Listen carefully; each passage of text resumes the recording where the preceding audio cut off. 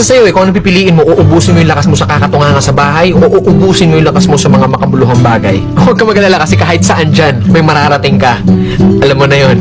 Hindi, ganito kasi yan. Dahil lang alam mong matagal at mapapagod ka, hindi ka natutuloy. So wala kang mararating kung hindi mo pipihitin yung susi sa loob ng ulo mo. Gaano man kataas ang pangarap mo sa buhay, huwag kang matatakot sa pagod at sakripisyo dahil parte yun eh. Hindi ka makakakain ng kanin kung hindi mo sasaingin. Hindi ka makakakain ng ulam kung hindi mo lulutuin. Lahat ng bagay kailangan kilusan mo muna sa umpisa. Hindi tatakbo sa sasakyan kung hindi mo sususian. Kung hindi mo lalagyan ng gasolina, hindi yun tatakbo sa kung saan mo siyang direksyon dapat dalhin.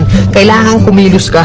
Kailangan ng lakas mo para marating mo kung ano yung gusto mong marating sa buhay. Kasi kung hihiga ka lang dyan, wala mangyayari talaga sa'yo. Hindi po pwede na inaasal natin lahat sa Diyos na parang nasa Diyos. Lagi kong idadasal sa Diyos. Hindi po pwede yun. Sabi nga nila, di ba, nasa Diyos ang awa, nasa tao ang gawa. So depende yan sa'yo kung ano yung gusto mong kilos. Sabi nga, work smart, not hard. Hard work nga yung ginagawa mo, pero sablay naman yung mga diskarte mo. Wala rin mangyayari, di ba? Smart move yung ginagawa mo, pero swabe lahat. Kailangan mo lang talaga gamitin ng tamang isip at tamang puso sa lahat ng bagay. Ang pangarap, parang kang nagtatanim ng puno. Malaki pangarap mo, malaking puno yung kailangan mong itanim. Hindi naman pwede maghukay ka ng mababaw lang. Hindi naman pwedeng konting tubig lang yung ididilig mo dyan. Kung gusto mo ng malaking puno, malaking trabaho ang kapalit nun. At nasa sa'yo yun. Then pag nagbunga na yun, hindi pa pwede na hayaan mo na lang bumunga yan dyan. Hindi, kailangan pa rin ng maintenance. Ganon din sa atin. Kung ano yung marating natin, nandoon na tayo sa taas, hindi pa pwede na halalan tutay ka na nandun sa taas. Pag hindi mo diniligan yung puno, magbunga man siya isang beses lang and then sa susunod hindi na ulit.